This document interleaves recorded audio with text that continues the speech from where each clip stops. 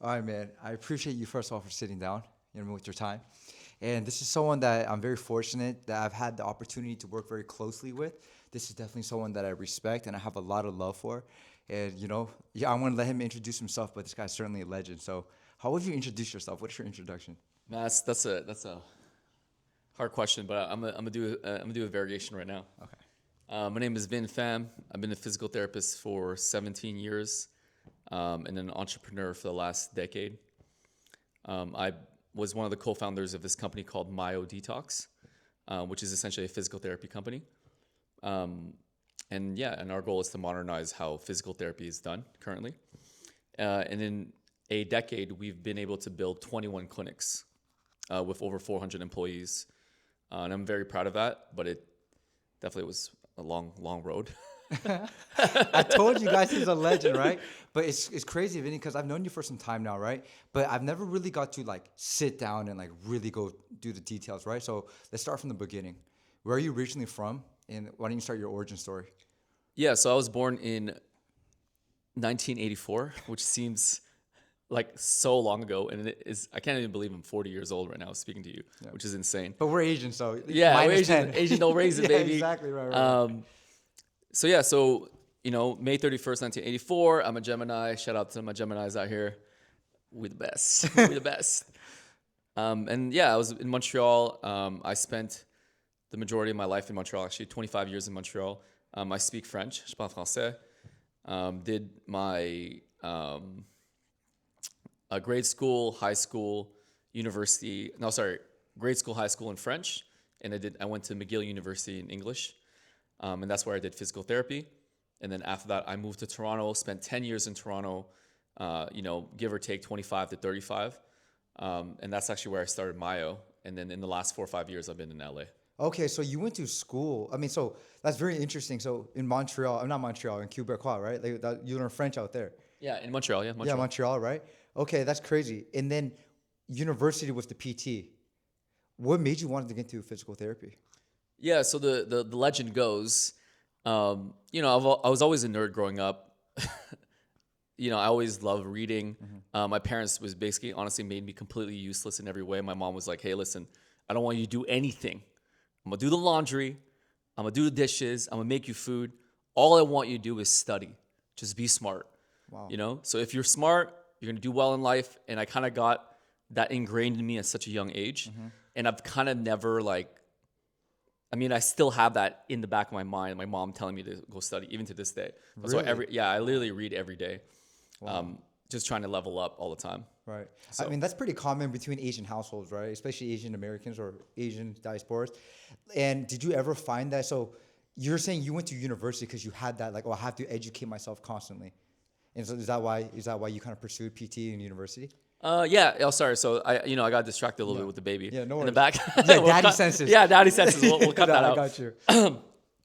Yeah. So growing up, just being told to study all the time in order Right. to be successful, you have to be smart. Right. That was kind of like my MO. And then, funny enough, I used to be such a nerd that I used to hang out with my biology teacher at lunchtime. Wow. Like legit. So I would be in Mr. Triber's office, being like, "Oh, hey, tell me about biology."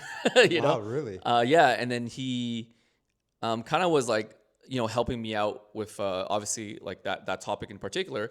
And then one day I'm like, "Hey, Mr. Triber, what do you think I should do as a growing up as a career?" My parents want me to be essentially like a doctor, dentist, or lawyer. Yeah, right. Traditional Asian stuff. Right. And I didn't really want to do any of those things. Okay. I did consider a little bit being a doctor, but not really.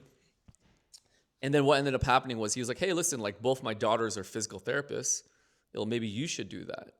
And I was like, oh, okay. What is a physical therapist? I didn't even know at the time what that was. I think I was 18 years old maybe, or 17 years old when I was in his office.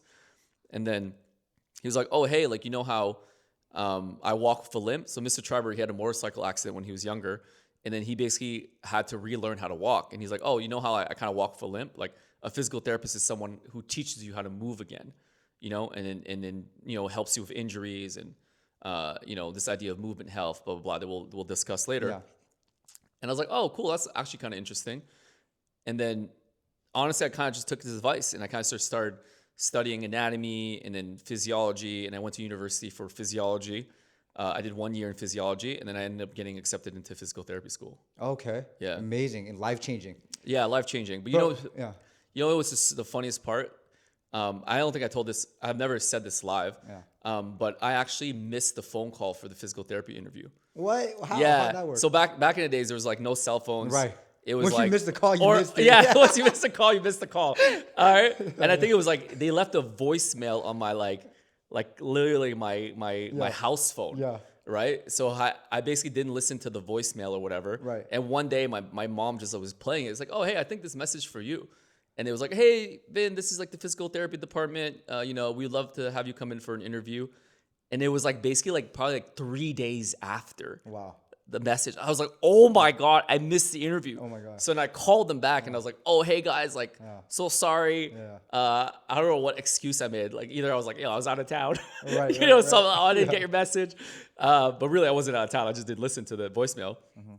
And then ended up doing the interview and then, ended up getting in. Wow. Yeah. Thank God. But that's pretty crazy. That's very interesting. You're like one of the very few cases I feel like in the Western part of the world where like education worked. Like, you know what I mean? Yeah. It's like to say you got like referred by your teacher and like he kind of planted that seed. Like education worked for you. And it's all connected where your mom was constantly emphasizing education. That's how you're going to make it through life. And you're so like that was ingrained in you to kind of seek more education. Hey, teacher, what should I do? Boom. Yeah. And I was definitely lucky in that way. And also my industry, like it's like a trade, it's an actual skill set with a career. So, school in that way definitely helped me. Yeah. I'm going to be jumping really quickly just for this specific question, right? How long have you been in the PT space for? So I've been a physical therapist for 17 years. So 17 years. Almost 2 decades. And if you count like personal training, man, I've been in this industry for like 22 years. 22 years. Yeah, give or take. At 18 years old, your professor told you a physical therapist is someone that helps you move better, right? Do you agree with that definition or would you redefine it now after all these years of experience? Yeah, I would say definitely like, if you're talking about from a basic, how do I say this? A basic explanation. Yeah, it's someone who basically teaches you about your body and essentially how to move from injury or move better from your current state. That's one way of looking at it. But like, anyone who's in the any therapy career, we're so many things. We're like a guide, we're like a coach. Not only do we help them with the information that we know, we also motivate them to take action on that information, right? Because having the information, as you know, is knowledge is knowledge, but applied knowledge is what matters. Right, exactly, 100%. Yeah. So do you think, so now I know like what got you into the PT space, right? But keeping you there is something different. 22 years, right? Like, what do you think, like, where does that come? What is the reason why you've stayed in the same career for so long and continue to thrive in it? Yeah, I think a lot of times people are motivated by different things when they think about their careers. I personally was able to find my purpose fairly early. Essentially, my why as to why I'm still continuing to go so hard in this profession. I think that with anything in life, honestly, if money is your only motivator, it's not going to be enough for you to stick to a career really, really long. Versus like with me, I got lucky that like my purpose and my passion just happens to end up somehow in physical therapy. And then the collective consciousness of where people's understanding of what I'm doing is the collective consciousness is finally kind of grasping onto like what I'm talking about. And it's kind of like almost like a perfect storm, Yeah. It's kind of like Bill Gates started messing around with like computers at the time where like people were starting to like pick up email. Yeah, things were just starting to, right. line up, Okay, so that's interesting. Like, so if you don't mind me asking, what is your why? And you said you found it fairly early. It sounds like there's like a defining moment that you found your why. Yeah, I mean, I wouldn't say it's actually a defining moment in per se. For me, it was more like a progression. And I always, thinking about it like this, this is the example I always use. It's like when you talk about dental health, everyone understands it, right? Top to bottom, you go anywhere, you go to a coffee shop, hey, like, do you understand dental health? Is it important? Yeah, of course. Everybody understands everything from toothbrush, toothpaste, to dental hygienist, to dentist, to orthodontics, to dental surgeon. So that depending on the severity of their dental issue, they know exactly kind of where to go, right? And if they don't know, someone in their circle knows where to direct them, Right. Sure. right? Even It's yourself. like general knowledge. Yeah. Yeah. It's general knowledge. Right. It's literally collective consciousness. Everyone knows. Right. But when it comes to like having, for example, back pain, Yeah. knee pain, Right. foot pain, it's utter confusion across the board. 100%. Yeah. Even as I'm speaking to you, I have like a sharp pain, and I'm not really sure what caused it or how to like Yeah. alleviate that. All right. Totally. Yeah. So, in my example is always, do you ice? Do you heat? Do you stretch? Do you strengthen? None of the above. Yeah, Do you, do you do acupuncture? Do you chiro? Do you Yeah. do physio? Do you do massage? Like, it's just completely confusing, right? I'm in the industry, and I obviously have a level of clarity Yeah. around what to do because I've been doing it for like 17 years. Right. But imagine someone who doesn't have 17 years of my experience, Mm-hmm. right? They have no idea what to do, and they have all this. Your back hurts, but like you have to start thinking about like filming and this client, and then taking care of your family. Mm-hmm. You're not gonna do 17 years of work to understand how to fix your back. You're just like, yo, tell me what to do or tell me where to go, right? So imagine that issue across the world is that lack of knowledge around the world is missing, right? And my whole mission and purpose is like, how do I bring clarity to everybody and raise the collective consciousness of their knowledge about how their body works and how to take care of it. Yeah, it's very interesting that we lack such a general, like a common knowledge about that, because this is our moneymaker.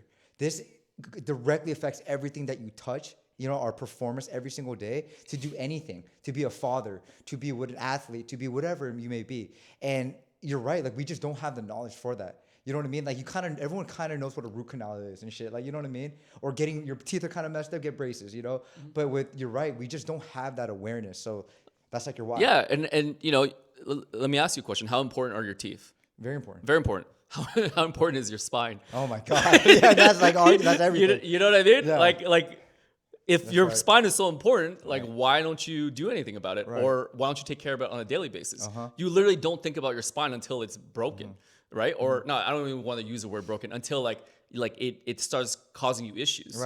Right? But the thing with your teeth is like you're taught early to take care of your teeth by your parents, by your peers, wherever. Right? So and then interesting question that an interesting story that I have too is like my mom, when she immigrated from Vietnam to Canada, she landed in Canada and she started having teeth problems, and she was 26 years old. And then she went to the dentist for the first time, right? And they're like, oh, hey, like you have like, I think like it was like 8 teeth that are like rotten and we got to extract them. And she's like, oh, how come? And then the dentist's like, hey, did you ever brush your teeth or take care of your teeth at all? She's like, no. So imagine, right? She wasn't taught to do it. She hasn't done anything for her teeth for 26 years. Imagine what your mouth would look like if you never brushed your teeth for 26 years. Right? The idea now is so insane in our world right now, right? But literally that happened to my mom not even that long ago. Right? Or And one generation removed. Yeah, she had to have all her, she had to have 8 of her teeth removed, and she had to get that's not veneers, but yeah, I know what you're saying. dentures. Implants. Yeah, she had to get dentures. Yeah. Right? So imagine that. Wow. Right? It's insane nowadays. Like, if your friends, yo, bro, like I didn't brush my teeth. Like, yeah, it's like, bro, you ain't evolved yet? Like, yeah, what are you doing? Yeah, right? 100%. I see what you're saying. Totally. So imagine when someone comes to see me, and they're like in their 30s, and they're like, yo, my back hurts. I'm like, okay, cool. Like, what have you done for your back? Not a damn thing. Not a damn thing. Yeah, right? And then you're asking me to solve it? Yeah, of course, for sure. Like, it is my job to decrease your pain and help you. Yeah. But there's not only so much, but there's so much back work that you have to also learn and do in order to make sure that your spine is healthy for the rest of your life. Right. I learned that. I feel like a lot of people, we have this understanding that PTs, once I have a session with them, they're going to fix all my problems. Me going to Mile a few times, I've realized, bro, there's so much maintenance that it requires from the individual outside of the treatment. You know what I mean? It's like you learn it, then you have to fix your habits. Because you're right, it's like 30 or how many X years of like just that ignorance of not understanding what to do, bad practices, right? So like I thought that to be very interesting. Yeah, it's just a very currently in the world of therapy, it's like people look at us as like mechanics to a certain degree, where it's like, hey, come fix my tire, fix my alignment, and like, yo, I'm out. Yeah. Right. And let me go drive my car. But the reality is like, even like a car, yes, we can fix your issues, but then actually we have to continue maintaining you. Yeah. Because you're going to be driving through the mud. You're going to be like, doing like 20-hour work weeks. Yeah. 20-hour work days. You're going to be working like crazy, using your body like every single day. Right. So, how do we instill this idea of like, yes, we can fix your issue, but also like help you maintain your body. If you throughout just your brush whole your life. teeth more, I would have to take out 8 teeth. Yeah, I get what you're Yes. saying. Yeah. Yeah. Interesting. Okay, so we're jumping a little bit, right? But I do want to ask, so like, this is my boy. He's definitely humble, right? But this is the big homie, and I'm about to tell you why. You treated some of the biggest people, like some of the top athletes of the world, celebrities, wherever you want to call it, right? So you're in college, earning your degree. At what point did it start clicking? You know what I mean? Clicking in what way? What do you mean? Like, as far as like, when did you start finding yourself like kind of making a name for yourself within the industry, or like or working with bigger talents? Because I'm sure someone who loves anatomy in the human body, working with like a top tier athlete must be like, oh my God, the best canvas in the world. You know what I mean? Like, when did that start happening? How did you even get into that? Like, Yeah, I think in our career, in other careers, for example, let's say you're an athlete, it's like you're defined by the work that you do, and then the work that you do is like on the court or on the field, or on the wherever it is your whatever your sport demands, right? But in my case, I'm defined by like essentially the work I do, but on who, right? And it's really interesting in my world where it's like literally it's like who you treat is your value. Is your value, Yeah. which is honestly like cool in some ways, but it's really annoying in other ways, because sometimes it's like, yo, just because I treat so-and-so professional athlete, it doesn't necessarily mean that I'm a better therapist. Yeah. Sometimes it is. Yeah. But not being in this industry for so long now, it's not necessarily true. Yeah. Right. Sometimes it's right time, right place. Sometimes it's sometimes you deserve it. 100%. Right? As a photographer, right? I do meet a lot of photographers who are like, yo, I'm the shit because I shot for this guy. It's like, no, that doesn't mean you're a good photographer. There's so many factors that, you know what I mean, that resulted in that photo right there. It's like, because you shot someone great, like, no, that person's great, but that doesn't necessarily mean you're Spielberg. You know what I mean? Yeah, I get what you're saying. Yeah, totally. So that's kind of where I always understood that, though, that yes, it does matter who I treat. Yeah. So I definitely did take that into account as I was like creating my brand, I would say. Hey, it's just associating myself with higher level humans.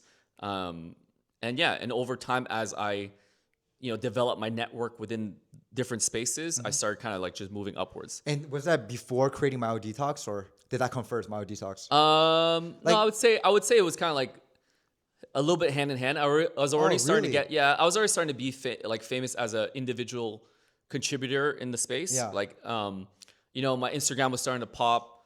Right. So I see 3 pillars in your career, right? Yeah. Like, as far as the career goes, I mean. So there's your Instagram following, then there's your high clientele, and then there's your own business that you've created, right? Like, are these, what was the trajectory, and like, what is the timeline on that? Yeah. So the timeline was, I moved to Toronto. Then I was like essentially working with, at the time, like on Instagram was starting to pop off, and it was all about like fitness and health. So all the major celebrities on the platform were all like these like ripped like bodybuilders and stuff like that. And then I was kind of always in that scene because I loved the working out. And then I essentially started fixing a lot of this guy named Timberwolf, which is like this Asian bodybuilder in Toronto. Shout out to him. And then when I fixed his back, he was like, "Oh, hey, bro, like you're really sick. Like you should like be like post about this on Instagram." But I didn't really know what that meant, and I kind of was like, "Okay, cool. Like I guess I'll like let's take a picture together." And I still have the picture, let's take a picture together and just like I guess post it. And then over time, I started developing a huge community in the bodybuilding / fitness space, where I started going to health expos. I started going to like Christian Guzman, which is like his YouTube channel. He was like a big fitness YouTuber, and all these people started like gravitating around me in the golden age of like fitness influencer bodybuilding. Wow. And I was like kind of like the rehab guy for that space, right? And then from there, all those guys were the personal trainers and the fitness coaches for the actual celebrities, right? And then I started moving into like the celebrities, and then over time it kind of became like a whole Snowball effect. Snowball effect. I let my work speak for itself. At the end of the day, it was always, yes, I was able to network, but I was really always about the work, always reading, always studying. Yeah. Man, shout out to moms, right? Yeah. Shout out to mom. First. That's right. Yeah, absolutely. For the trauma. Right. For the trauma. Asian tiger. Yeah, right. Tiger mom. Tiger mom. But so as you're growing in your own personal space, right? Are you also like, how about your entrepreneurial like journey? Like, is it starting simultaneously as you're growing up with your personal brand? Did you decide to leverage that and then create your own company? Yeah. So like, I think Instagram was like 2012, 2013 was when I started working on it. And then 2014 is when I started the clinic. Okay. So Mile, the first clinic. And then, as I built my first clinic, I also use a lot of my social media influence to put traction into the clinic. So I started having a lot of people from Toronto, and actually people from around the world started flying in to come get treated by me. And it kind of and then I met my business partner, Scott, who now is the CEO of Mile Detox. And then we kind of just started doing things together. Right, and building. Yeah, and kept building. And then I was building my independent brand under Vinnierehab, and then Mile Detox, which is my clinic brand. Wow, amazing. Yeah. I kind of want to pick your brain on that. Now that we're in such a social media heavy moment right now, like heavy phase, that's very interesting. Do you think you grew like your following solely because the timing of everything? Because, Instagram just kind of started. You were in like this unique space where like fitness influencers were really, really big and prevalent at the time, and you were just kind of occupying that space. What do you think, like for a lot of people who want to grow their personal brand, rather they're in your space or not, is there any wisdom that you gained from attaining that many followers? Yeah, I think the main thing is like, when I started Instagram, my whole purpose was just educating people on a topic that I cared about. So providing a real value. Yeah, and that was literally it. I didn't think about being famous. I didn't think about any ROI. It was like, I love teaching. Like, I love this topic, and I want everyone to know this topic and understand this topic that I care deeply about, and I want to share it with people, right? If you look at like the over 3,000 posts that I've made over 5 years, right, in that span where I was posting every single day, I literally never once was like, hey, come see me for a session. Never. I never was like, come to the clinic. I never even said, come to the clinic. So you're just giving away the game. Straight up giving away the game. And hey, by the way, I just opened this clinic here. Oh, hey, by the way, I'm just building this. Yeah. Like, oh, I care about this. Oh, do you guys like these tables I just bought? Yeah. Like I just never cared about like what's in it for me. Right. And then a lot of people that want to start their Instagram or their own personal brand, they're always literally thinking like, yo, I literally had one therapist come up to me and be like, yo, I want to be famous. Like, how do I do it via Instagram? I'm like, and I don't blame him at all for thinking like that. Sure. But it's just like, yo, that's the worst way to. Generally speaking, a lot of people do operate like that. And I'm guilty of it myself, right? Where do you think you had that wisdom from? Why did you decide to be kind of value first? I think it was the wisest thing to do, but like, can you kind of dissect that a little bit? Like that logos, like why did you do that? Yeah, I mean, I can't really pinpoint a particular moment in time where I decided like, I will sacrifice my body for the world. Yeah. You know what I mean? Yeah. But it was just more like, I just really care about people. I genuinely like get the most joy in my life every time that I've been able to help someone out. Give a thoughtful gift, whether like an actual physical gift or, using my skill set to help someone get out of pain. Has never been a moment in time where I did anything like that when I felt bad. Every single time I gave myself to the world in a very positive and genuine way. Like the feeling that you feel inside your body, bro, like it's just like, it's magical. No, 100%. Yeah, and there's nothing that I've been able to do in my life that's been able to replicate that.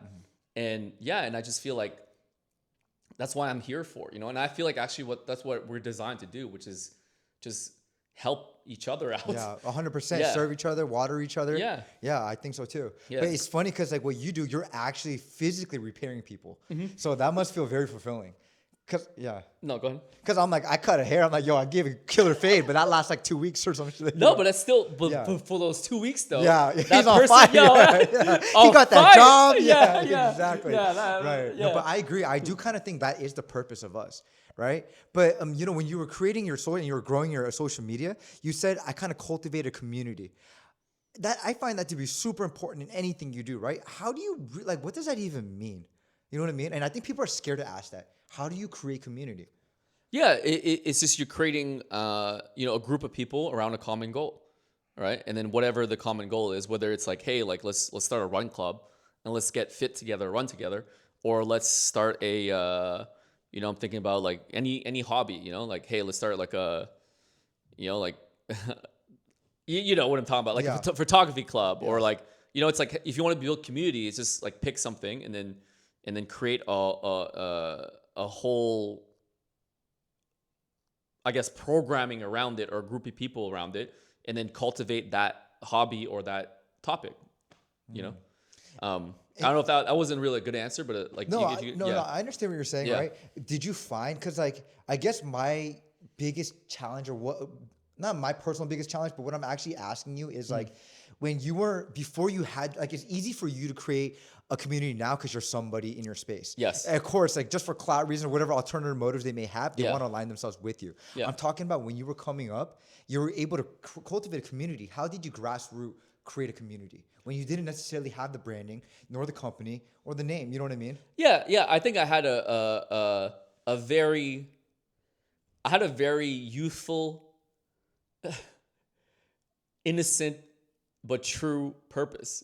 I was like, hey, I'm gonna try to heal the world. That's literally was the original mission, with no idea of how to do it. Yeah. You know what I mean? Right. Zero idea. I was just like, yo, I just want to heal the world. That's really what I'm at. That's where my brain is at. That's what my skill set is it is to heal people, right? So how do I create, I guess, a community around that idea of like, yo, let's go heal the world and help people out, right? And then from there, it just happened to be through physical therapy, or happened to be through everything else that I do, whether it's helping people grow as leaders in my business, or educate people via Instagram.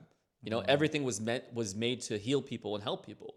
So, and when the mission, for me, this is how it worked for me, is like when the mission is pure, like with pure intentions, the world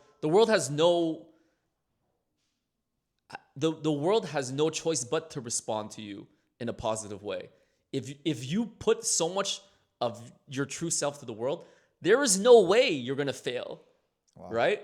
It's just impossible, right? And that's kind of like more my advice to people, is like spend time figuring out like why are you here, and what are you doing for the world?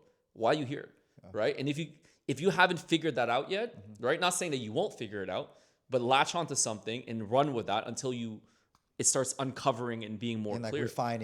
Refining it, yeah. Because heal the world was my initial mission. Obviously, it still is, but now it's a little bit more like clear. Hey, I'm gonna do it via physical therapy clinics. I'm gonna modernize physical therapy. I'm going to enhance the collective consciousness on this idea of movement health. Blah blah blah blah. All right. And you know what was also super cool, I feel like, about you?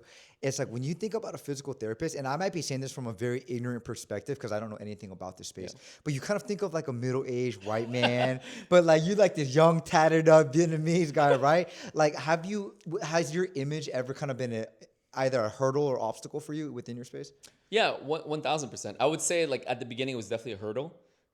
With who I am as a person, bro. I'm just swaggy as fuck. Yeah. You know what I mean? Yeah. That's just kind of who I am as a person. Okay. And none of this is manufactured. I didn't get like, like some artists are like generated via like from a company, and it's like they put you to corporate. Oh, you gotta have like have this type of hair and like do plastic surgery. None of this is engineered, bro. This is straight up like what I like, and how kind of like my world how the world has moved me in a certain direction of how I look and what I like. I don't have a stylist. I just figure it out by like what I like. Yeah, I love that. So, but has it caused me problems? Yeah, for sure. Because first impression is always like, oh, like is he like a rehab guy or a rapper? Is he like a healthcare professional or a drug dealer? Right. So you're like both. I'm just kidding. I'm just joking. If you're gonna go against the grain, you better go all the way, right? But it's pretty cool because now that you've achieved such a high success within your space, and to look like that, now you're changing the narrative of what a PT is, kind of too. You know what I mean? No, absolutely. And obviously now my look actually helps me. Okay. Because I have the reputation. Like I don't necessarily need to cater to like how people like stereotypes, you know what I mean? Because I already it's Vinnierehab. Yeah. That's just who he is. And my reputation just precedes me. So it's easy for me to walk in a room like sleeveless and just be like, yo, like I know what I'm talking about, bro. When did you start, like, it might be a specific client, it might be a specific time in your career. When was the moment where you felt like, oh, motion, baby, like we moving right now? Oh. Like, was there a specific affirmation you may have received via many followers or a high level client? Like, you know what I'm trying to say? Was there a specific moment? I mean, I have multiple moments like that. I would say like when it came to the business, we were grinding like heavy, like for like 4 or 5 years. And I think like year 5 or year 6, like Equinox invested in us. Wow. And when Equinox invested in us, we were like, oh, yo, we actually know what we're doing. Yeah, like this shit working. You know what I mean? Like, oh shit. Yeah. Like that's, shout out to Harvey, and Matt Delaney and Alex and all those guys that like made that happen. But yeah, that was a big moment for us, Equinox, for the business. And obviously after that, like we started raising money, we started learning like the fundraising game on how to build a business. And as we started raising bigger and bigger numbers, definitely my confidence grew. Oh, people are willing to like literally stake millions in us. Like I'm just some dude from Montreal. It's crazy. Right. And just seeing the belief that people have in our mission and what we're trying to do has been definitely like insane for me. That was like a big moment. And also on the flip side, also seeing how many people are part of the team now that are pushing in the same direction that I'm pushing. Yeah. And sometimes like even today I went to an offsite and this person just joined in September and she's talking to me like she's been at Mile for like 10 years. Wow. She's like, let's go do this. I'm like, yo, damn, for real? like you joined in September. You're you're Mile 2 months. Right. But that also gives me energy and like goes like, oh man, like, yeah, I think I'm onto something, I guess. Right. How long did it take for you guys to actually become profitable? Yeah. So think about it like this, right? Like when I started the company, I was 30 years old. So that's literally 10 years ago. And I was getting paid fairly well to be like a physical therapist. I was working at a hospital, and at some point I went to private practice, and I was making like decent money. And then my parents were like, "Oh, great! Like, good job! Like, you're I no longer have to worry about you. My son is like, he's on his way. Yeah, he's on his way. He's late 20s. Yeah, has a job, has a career. He'll be good. Yeah, right. But then inside, I was like, nah. Like, I feel like I can change this industry. I don't want to work for these people because these people don't get what I'm trying to do. Yeah. Right? They don't like the whole physical therapy industry. Just for your context for you is like I was seeing 40 patients a day. Holy shit. So think about it like that. Like think about if I'm seeing like 30 to 40 patients a day, how is that good care? Yeah. Like I was literally working like as a factory. We would just have people coming in, burn and turn. Yeah. You know what I mean? It was just crazy. It was not in any way what I thought physical therapy should be. And then essentially all those frustrations of like me being a worker at places that I didn't like the environment, I essentially created Myo to be like the opposite of all of that. Wow. You know what I mean? And would you say that burn and turn style, is that kind of the status quo, generally speaking, of PT? Yeah, it still is to this day. That's it still crazy. is. Yeah, it's crazy. Yeah. It's like, it's literally like just tons of patients, not a lot of one-on-one time. 20-minute convo. 20-minute, even less, bro. Like 7-minute convo. A bunch of assistants, a bunch of machines. Hey, go stretch over there. I'll see, and then, and that industry was insane. And on top of that, it's like the spaces don't look cool, right? You go into the space and it's very like white walls, medical, but like in a bad way. Yo, Myo looks great. I don't know who like internally designed that, but Myo looks great. Thank you. Yeah, but it's literally that. It's like I want to, if you're gonna go take care of your body, I want you to come in a space that makes you feel like you deserve this, and you're like, your body's a Ferrari, right? You're not gonna go get it like. Some random like white wall like disgusting space, Right. Like I don't want you to feel sick. Yeah. Right. I want you to feel like, yo, I'm here. I feel good. Yeah. I'm here to take care of myself because I deserve it. Yeah, sure. And that's why I created the spaces to be the way they look. Okay. And I mean, tell us the trajectory of that. Like how hard was the climb? Like how many years did it, you know what I mean, to get to that Equinox, if that was the defining moment? Yeah. So sorry, I kind of went in a different direction, but yeah, so essentially the first 6, I basically was working at a burn and turn spot. Yeah. And then I essentially started my own class. I was like, Mom, Dad, like I need to get out of here. I'm like losing, my soul is like dying slowly. So I basically opened a spot in downtown Toronto above a barber shop. My barber at the time was like, yo, I'm opening a shop downtown. Do you want to take the second floor? I was like, hell yeah. Right. Rent was super cheap. So then I did it above a barber shop. And then Taking private clients. taking private clients. Okay. Yeah. And then that whole thing, like, you know, and also Scott became my patient. Then he became my business partner. But for 6 years, bro, we were literally grinding with no money. 6 years. 6 years, bro. I was dead broke. 36, I was dead broke. I still have the picture in my phone. 2018, I was like 30, 40K in debt on my Visa. Negative $7 or something in my bank account. Wow. $3 in my savings account, something like that. Oh my Right? gosh. Yeah, and it was really bad. And imagine that, like for 6 years, we were doing great work. Patients were getting better, but the business was not like we weren't like losing money crazily, but we were like basically just making enough. Keeping the lights on. Keeping the lights on. Right? But we were doing great work. But did it show up like as in like a lot of money? Hell nah. Right? But then when the great work came upon Equinox's desk, they go, oh, yo, these guys are doing something different. So then they were like one of the first people to invest in us to basically build more and more locations and more spaces and allow us to like basically not eat cup ramen all day long. Dude, that's interesting. Like, let's break down that psychology a little bit, right? So you're going 6 years, year after year consecutively, not making any money, actually losing money. But you come from, even though it was a burn and turn, kind of kill my soul place, right? You were making a stable lifestyle. Your parents were happy. How do you not fold in those circumstances? Actually, my parents were not happy. Oh, they were not. When I started the business. No, I'm saying you're coming from a place where they were proud of you, and they were like, okay, my son's on his way. But like, that's what I'm saying. You have so many things. How do you not fold? And like, how do you not crumble under those circumstances? Yeah, because to me, like the mission, the purpose was just bigger than me. It's bigger than my comfort and. So the why is very strong. Yeah, it's just my why was so strong. It didn't matter what I had to go through. Okay. You know what I mean? People have like taken over the world with a strong why. Absolutely. You know? Conviction's extremely strong. With pure conviction, they've done incredible things. Humans have done incredible things. Yeah, 100%. So, you know, so like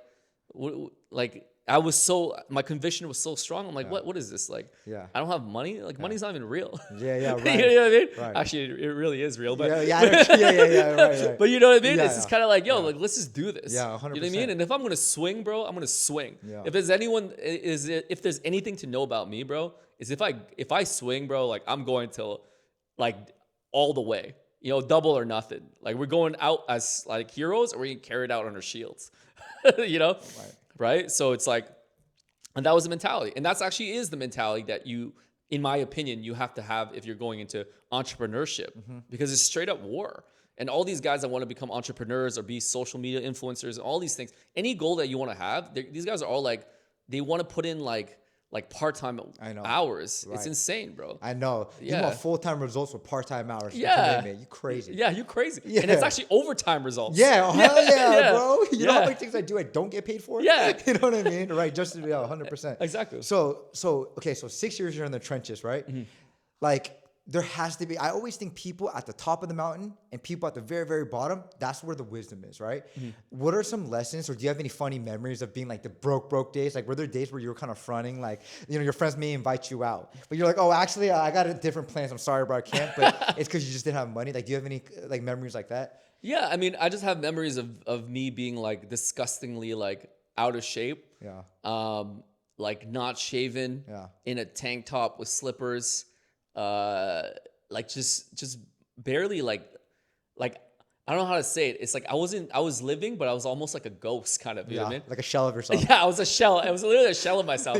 Right? But I was still, you know, I would walk in the session and just be like, all right, so like, hey, KT, like, hey, what's going on with your body? Like, how can I help you? Right. And the minute like the session's done and I walk out the room, I'd be like, you're like, oh God, that's so funny. Wow. Yeah. And then, so how do you persevere? Like, I mean, did you ever doubt yourself in those 6 years? You must have, no? Not really. The reason why I didn't necessarily doubt is because I wasn't tied to the outcome of whether I was going to succeed or not. Oh, that's the hack right there. Yeah. It's irrelevant. It's not about winning. It's about doing good work.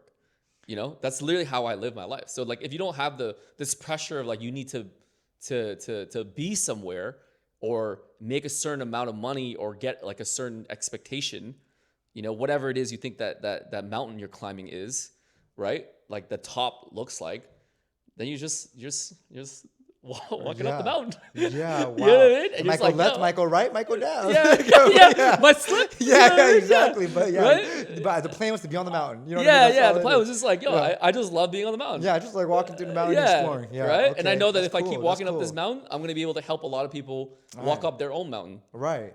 But, I definitely, but kind of what you said, though, I don't think, being entrepreneurial and opening a business is not really for the faint of hearts, right?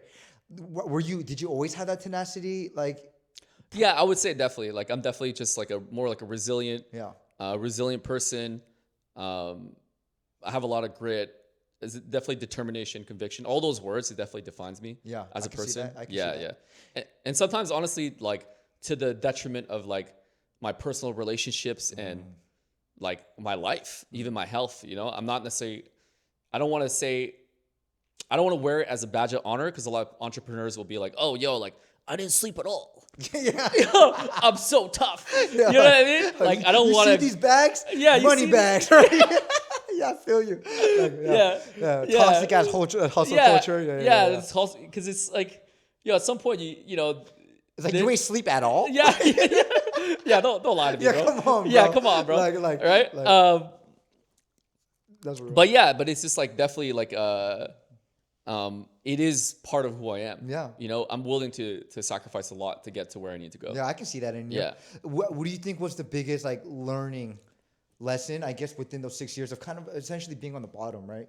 Being below bottom, actually, because you owed money, right? So was there anything like maybe, okay, if I had known this earlier, or it would have helped that process? I mean, not that you regret anything, because that was necessary to get to where you are now. It's part of your story. But is there anything that like you learned from that moment that you could share with people who are maybe in similar spaces? I mean, there's just so many learnings, But I would say like the main thing that I like the first thing that comes to mind. There's tons of lessons, but I would say like we were too nice. Like me and my business partner, we kind of like had faith that people would change, or that they had an equal amount of conviction in us, like us, in the mission. Oh, so you're talking about internally on the team? Yeah, no, talking about just like in terms of like how I ran that business sure. especially for the first 6 years, Yeah. where like we could have gotten out the trenches earlier if we were able to let go of people earlier. Wow. Because we held on to people out of loyalty. Yo, but it's the homie though, Yeah. But then sometimes it's like, yo, like You'd be letting them slide. you let them slide, and over time it creates a culture of like mediocrity. Yeah. And then over time it's like, yo, it's cool, we're homies, but like, the business still needs to make money, and then we need to like drive performance. And at the end of the day, it is about performance, and it is about like doing good work. So if you're okay with mediocre work, or people run late and you're okay with them being late sometimes because they're the homie though, all these things definitely slowed us down and caused us to be in the trenches longer than we needed to. That's very interesting. I've heard from I forgot exactly their name, but there's a very famous quote from an entrepreneur that says, "It's not about who you hire; it's actually about who you fire." You know what I mean? I just kind of essentially what you said, because there's going to be a lot of people that may stay in a company a little longer than they need to, and overstaying that will cost your business essentially because the productivity or like the standards and all that. Yeah. And another variation of that quote is like hire quick, like fire quicker. Yeah, exactly. Like something like right. that. If you're on, dude, there's this line from a Japanese quote. Let me just find it real quick because I do want to share that with you because I find this to be so true, man. Okay, so the quote says, "If you get on the wrong train, get off at the nearest station. The longer it takes you to get off, the more expensive the return trip will be." How fucking true is that? Bro, that's so true. With relationships, commitments, habits. If it's just the wrong decision, if it's not it's just going to be more expensive to correct that later on. You know what I mean? Yeah, and I'll give you actually a variation on that too, is a lot of people actually, they come to an intersection, right? And they don't go turn left, turn right, or go straight. They're literally just standing there, because they overthink and they don't make a decision. Analysis paralysis. Yes. It's like pick a direction and go in that direction. And the minute you feel like, oh, actually, I don't. Course correct. Yeah, you know what I mean? Exactly right. Yeah. And that's actually, I give that advice a lot, because so many people are always like, yo, like, what should I do? I'm like, yo, you've been asking me the same question, fam, for like 2 years. Just move. Just move. Just move, Do bro. something. You hit your face on the wall. All right, your nose is a little bloody. Go the other way. Yeah, go the other way. Yeah, 100%. Right? Interesting. Yeah. I'm noticing a little bit of a pattern in your story, right? So like everything you've kind of touched, you've performed on a high level, but you haven't been result driven. That's very interesting. What is either the connection or the contrast between that? Because you say you don't really care, like the result isn't very relevant to you, right? It's irrelevant, but for some reason you're performing on a high standard, high level every single time. What is the reason for that? Yeah, I think, I'm results driven, but for my client. You know what I mean? But okay. I'm not results driven for like what I need to get out of this for my own life. Oh, okay. I see what you're saying. You got what I mean? Yeah. It's like, for me, it's like a person comes in with back pain. I'm trying to fix that back. I'm trying to fix that motherfucker. Yeah. You know what I mean? Sure. I'm trying to like make sure that this thing never comes back, and I need to arm them with the tools, whether it's education or the exercise or whatever it is, in order to make sure that they never have to deal with that ever again, right? Or they never have to go do surgery or whatever, right? That's that. When it comes to those results, 1,000%. That's literally all I care about. And to me, it's like good work, right? That's literally good work, great work. Yeah, great right? work. But like in terms of like, oh, hey, I'm going to build this business, and then, I need to make XYZ amount of revenue and exit by this time, whatever it is that the metrics are, I'm not really tied to that. Okay, so right? it seems like you're a lot more focused on the actual craft itself. If you actually provide a real value and great work, everything else will kind of balance itself out. Yes, 1,000%. Okay, and you found that consistent to be in your life? Yeah, in my life and in everyone else that every high level human, entrepreneur, athlete, celebrity, whoever I've had the honor of being around. It's like they all kind of operate like that, like a variation of that. It's like they're just focused on the work, whether it's like, you listen to Jeff Bezos and Amazon, it's like, hey, just focus on the client. Yeah. Like what does the client want? Right. Right. Like, and if you focus on that, then everything else kind of just figures itself out. What do you think are the top 5 qualities of a good leader? 5 qualities? Yeah. Being able to take feedback. Being able to make decisions like fairly quickly and course correct. Being able to inspire and motivate. Be able to be a good communicator, right? And then 5 is like essentially lead by example, like be about it, right? And I'm just making those 5 up. I love that. Those are real. I like that. Those are real things that I thought about quickly on the fly. And as a business owner, like, after those 6 months of being like, damn, these fucking like, it's fucking like, you know what I mean? Amateur's time in these motherfuckers, right? It's like, because you were kind of like, damn, if I kind of fired quicker, right? And or like I didn't give so many people so many passes, right? Because it kind of sounds like you put people first before your business, right? Yes. Do you think it kind of turns you a little bit more cold-hearted? I would say it's actually, I wouldn't say the word is cold-hearted. It's actually, the mind shift is actually, it's more loving to let someone go early than it is to hold them to something that they're not necessarily doing well in, right? So like I had to actually shift my mind of like, it's actually, I'm more of an asshole if I keep this person in the company when they clearly don't care about this enough to perform well. They really, if they're showing up late, is because they actually don't give a shit.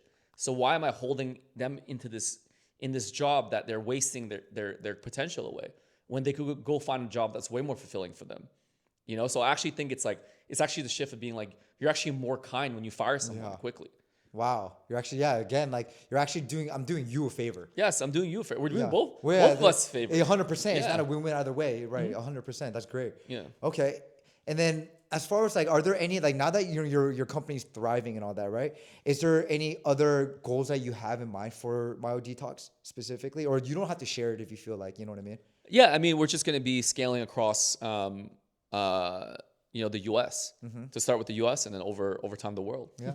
It's interesting because when you aren't making money, right, you're not profitable, the goal is very clear. Other than obviously doing the good work, actually provide like fixing people's body, but like make money. That's like a very clear goal, and that's I just want to get out of this hole. But now that you guys are doing well, what is it like? What are the common challenges of someone that's in your stage in business? It's just now that you're out of the dark, the dark ages, it's like how do you continue maintaining and dealing with like the new problems that arise from being bigger. You know, because when you're like a small team, you're a lot more nimble and you're able to adapt quickly and then respond way quicker to problems because you don't really necessarily need to get everyone. Sorry, you only need to get like notify like 5 people. Yeah. You know, but now when we're a team of 400 people, and it's like, oh, actually, we need to turn left now. It's like this huge boat that you're trying to turn, and you're trying to get everyone on the same page to rotate. Right. You know, and that's actually where there's other issues that come with with being successful and being a bigger company. And then, you know, well, I would say mid-size for us. Yeah. Do you find it a challenge to like, because you're right, when you have a smaller team, things like even maintaining company culture, I would imagine is so much easier, right? Because there's like 5 of us, we are the culture. But when it's something so big and you're all in different locations, different parts of the coast of the country, like can you explain how like you're able to maintain the culture or the DNA of Mao Detox? Or honestly, being transparent, have you ever found places where you're like, wow, I don't even recognize this DNA anymore? Oh yeah, I mean, early days when we took on the Vancouver region, which we acquired, open clinics there. There was like an existing culture that wasn't a match with our true DNA, and we kind of over those years, we had to adapt to that culture, and then over time convert them over to like the true DNA of what Mayo is, right? But to your point, it's like, how do you create good company culture? Is this obviously like just clarity, like, you know, clear mission, vision, and then clear communication across the board, right? And as you know, communication is the hardest thing to do, right? You know, even in relationships, one-on-one, people have a hard time communicating with each other. Think about communicating on a massive scale across like different divisions, and people, you know, like the marketing team is thinking about marketing. You know, the product team is thinking about like the client, like the therapy product. You know, the business people are thinking about like the client experience. You know, there's just like so many different angles on how people who work within Mayo view Mayo, right? And trying to get them all aligned on what is important is a lot of work. Yeah, no, I would imagine. Yeah. Is there a single like I guess tip you would give someone who wants to become their own business owner, whatever industry that may be in? What would be like one piece of advice that you can give to people? I mean, there's so many advices, but you know, because we're on the topic of communication, I would say over communicate. Over communicate. It's always better to over communicate than it is to under communicate. And just assume. Yes, it's more. It can be annoying. Oh, yeah, I know, Dad, I get it. You know, you told me a million times, but you literally gotta like constantly like repeat it so that they are actually really clear on what the mission and vision is or where we're headed, right? Because if they understand, it's like everything is way smoother, right? And all the problems usually come from miscommunication. Yeah. Interesting. Would you say for business owners, a lot of business owners and entrepreneurs can be emotionally driven? What do you mean by emotionally? Like, for me as an artist, right? I only like to create something that like comes from my emotion. Like even this conversation, there was no script. These are things that I'm genuinely curious about. And I'm like, that's, you know what I mean? It's coming from that. But for business, I would imagine you would have to be very logically driven. It's like, this doesn't, you know what I'm trying to say? Like, is there space for emotions? Yeah, no, absolutely. I think my why is emotional. Yeah. You know? Yeah, for sure. But that would be your life purpose, right? Or is that like, but I guess you're right. Your business is a byproduct of that. Yeah, right? my like, you know, there's like to your point, there's logic reasoning, and there's like the emotional side, feelings and emotions. Right. But you know, the reason why I started this business is because of I am treating imagine me. It's like I have all this knowledge, right? And I'm good at what I do. And then this 14-year-old kid rolls into my office, right? He tells me about his dreams of like being a soccer player and, you know, going to the big leagues and blah, blah, blah. And he tells me, hey, listen, like I like tore my ACL, right? And no one taught me how to like stretch or use my body to take care of myself. Right. And now I'm getting surgery for my ACL, and the doctor's telling me like there's no way I'm gonna make it to the big leagues. And this guy's in my office on my table like bawling his eyes out. Right. You know what I mean? Yeah. Right. Or another situation where like a guy comes in his 40s and like he has like insane back pain. He's only 40 years old, right? And he can't even like do anything with his kids because like the pain is so intense. He's on crazy painkillers. You know what I mean? And he's literally a shell of himself. And it's like, it's so sad, you know? And then no one taught him how to like brush his spine, floss his muscles. You know what I mean? And all someone needed to do was tell him what to do, like maybe like 20 years ago. And he wouldn't, and it wouldn't even be that hard. It'd be like 5 minutes a day. Right.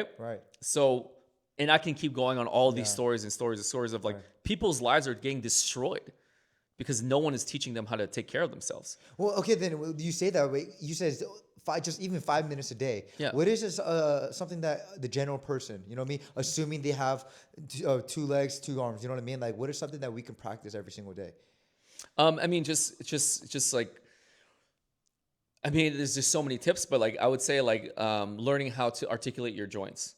Okay. So is that like stretching? Or? Yeah. It's kind of like a variation of stretching. It's kind Okay. of basically like having your body go through ranges of motion. Yeah.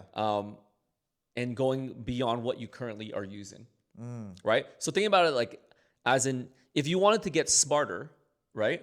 And when you're speaking, what would you do? You would go read books and you would expand your vocabulary. Right. So the more words you use, the more you have this appearance of being smart. Right. Agreed? Yeah. Same thing. It's like you want to expand your body's range. Your body's range. Yeah. You have to have it experience new ranges of motion. That you actually, the funny part about the body is you actually already have that in your body. It's just over time you lost it because you didn't use it. Oh, really? You think we're born with that range already? 1000%. That DNA already? Yes, you watch any kid, like they can. Yeah, they're super like. They have like all the range. Yeah, that's right. true. And That is over very time true. you lose it because you don't use it. Habits and stuff like that. Habits, injuries, specific sports start making you move a certain way. You know, culture.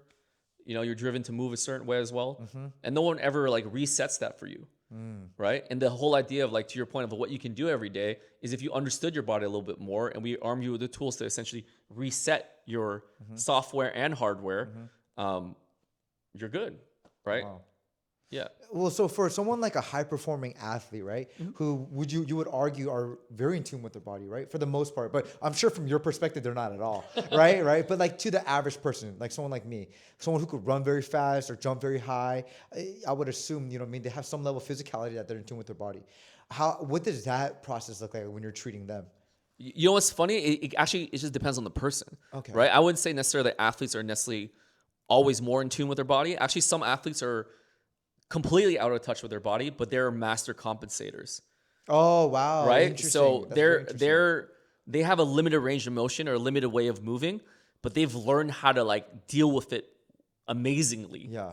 You know, right. Whether it's via genetics or via like, you know, whatever their environment over time. Right. Disney's bad, but I'm gonna launch off this one. Yes. Like, or like, hey, instead of using my knee, I'm gonna use my hip. Yeah. Like, you know, I'm just gonna throw it. Right. And they figure it out. And having the physical genes just to compensate for it. Yes, exactly. They have the physical genes to compensate for it. Right. Wow. And the awesome part is when I meet those guys, I'm like, oh my God, imagine if I just taught you how to move well. Right. Like you would be flying. Oh my God. Like you're already destroying people. Yeah. And you're doing it with one leg. You know what I mean? Imagine if I gave you your other leg back. Wow. You'd be killing these guys. Oh my God. So to your point, to me, it's actually more like some people are just more self-aware with like how they move, and other people are not. And the people that are more self-aware is way easier to teach them what I know. And then for the people that aren't as aware, I just have to like scale down the way I teach them. I just have to like kind of like cut the information and give them like pieces at a time. So is there like an actual satisfaction to see one of your clients like moving better, or is it like a verbal thing like, yo, like Vinny, I feel so much better in the morning and stuff like that? Like where does the satisfaction come On the from? other end, it's like when people are like trying to hit like certain PRs with their sport and like, oh, hey bro, ever since you treated me, I've been able to run like 1 second faster. I feel great as well. So, you know, there's variations of on the spectrum of those types of results. And obviously it's made me confident, not only confident, but also very fulfilled. Yeah. I'm going to ask you a little bit of some vain questions, I guess, right? Just for me, because I'm curious, right? You know, is there like a specific, like either celebrity or athlete that you're like, oh, this is a big, like, this is fun. Like that you were kind of nervous to like kind of treat, or like, you know what I mean? Yeah. You know what's so funny? I never, because I wasn't really athletic as a person, as a kid.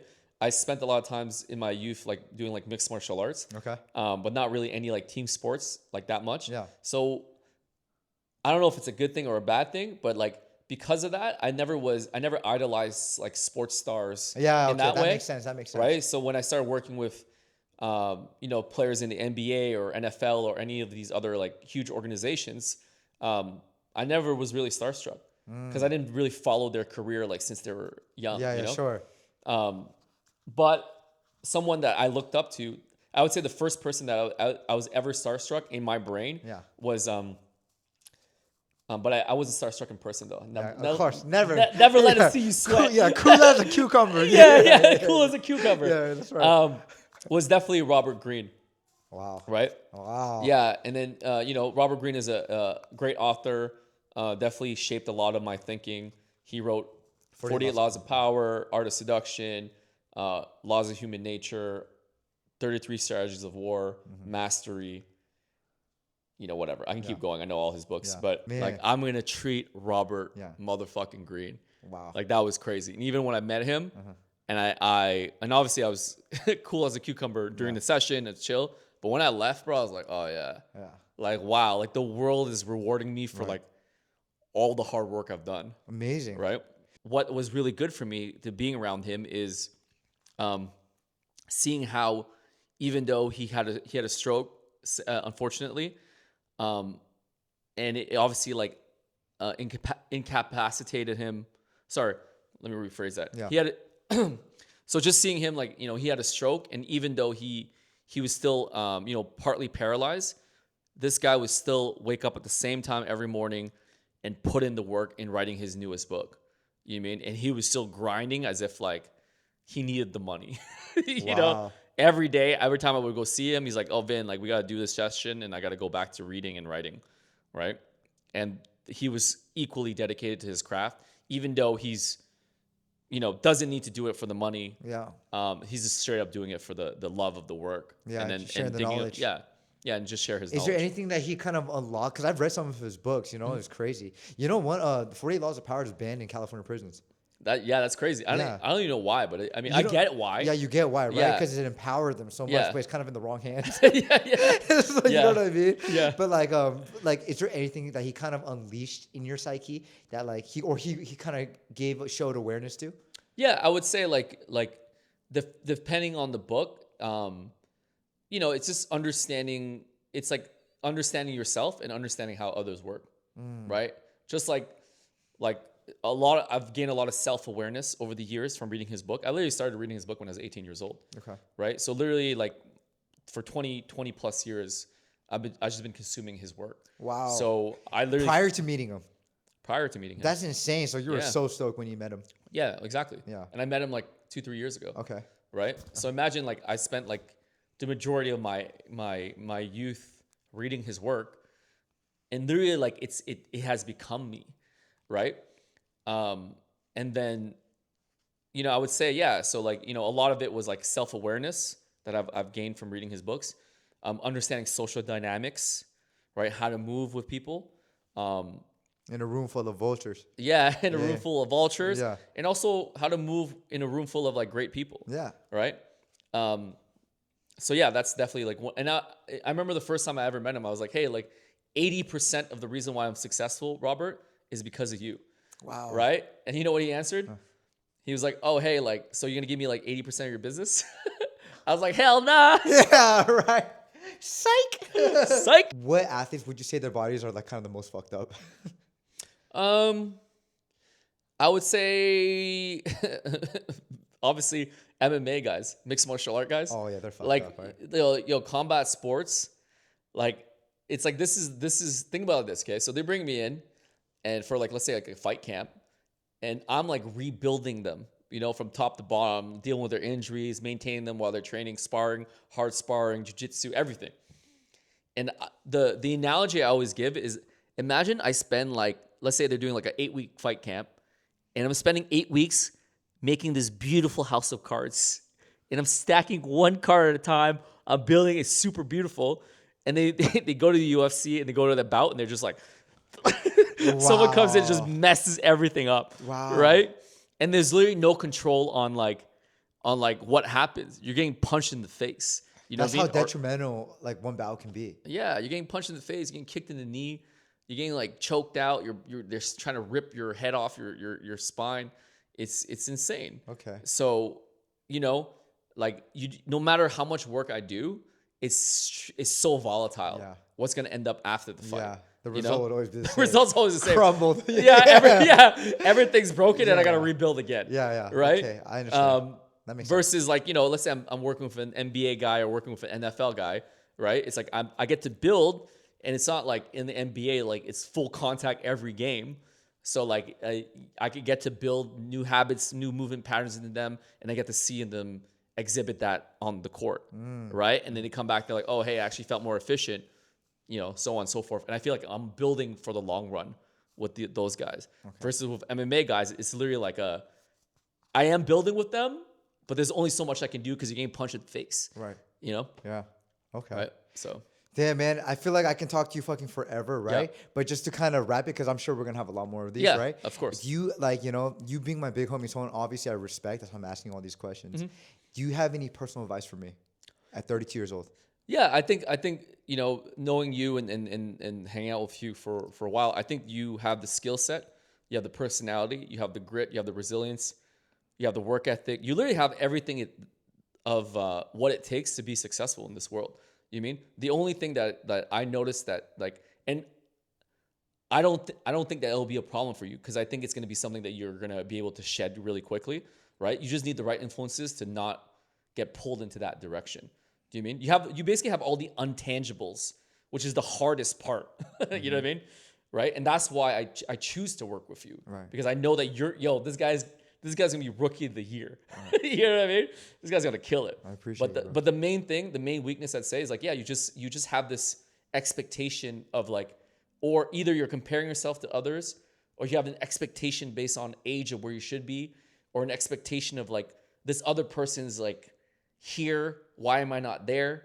Or like, whatever it is that you have in your brain, it's like you got to X all of that. Right. Right? And just like enjoy the process, and the faster you can get over that, right? And just worry about like what you're doing and having fun, and also having fun while doing it, bro, you're going to be like unstoppable. Like, I really believe that. You're going to be fucking a killer, right? Yeah. And then, bro, like I'm telling you, like I don't do business with people that I don't think are gonna go far. Yeah. Because I'm trying to go far. No, 100%. No, right, right. I appreciate you for that. Yeah, man. yeah. So, okay. Yeah.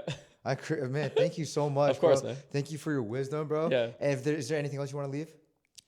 No, I just want to ask you, like, what do you think is stopping you from going to where you need to go, right? Yeah, I think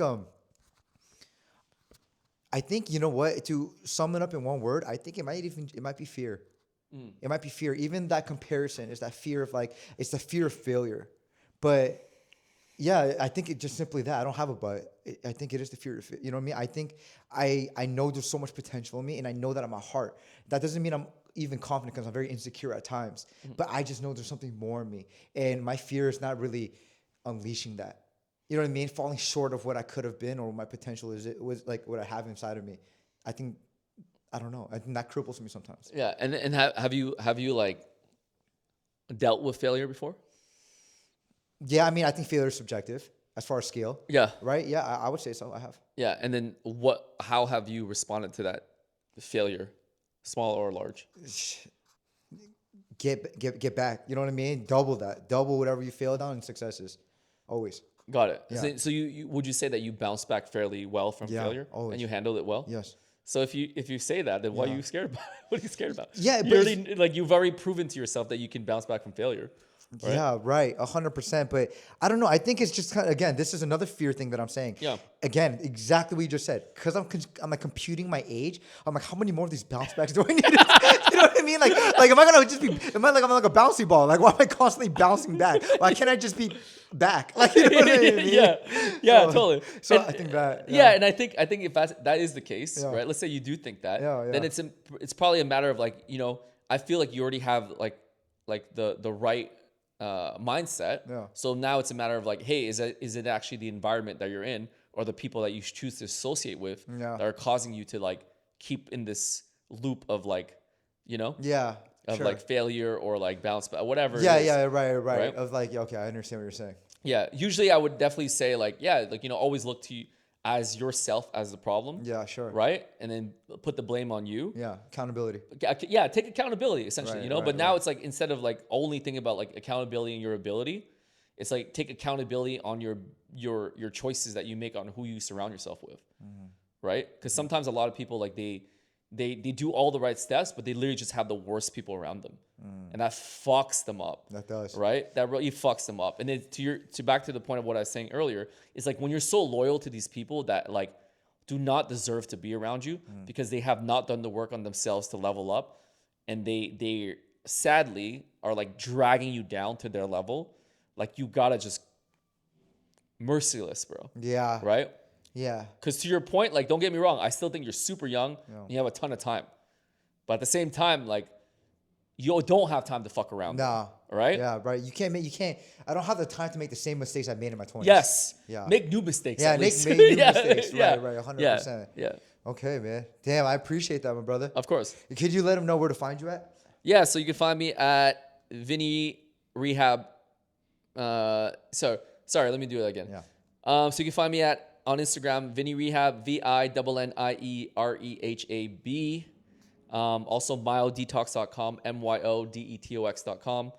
And I'm sure I'll end up on TikTok under Vinnierehab and YouTube and all that stuff too. So Perfect, man. Yeah. I appreciate you, man. all right, bro. Peace.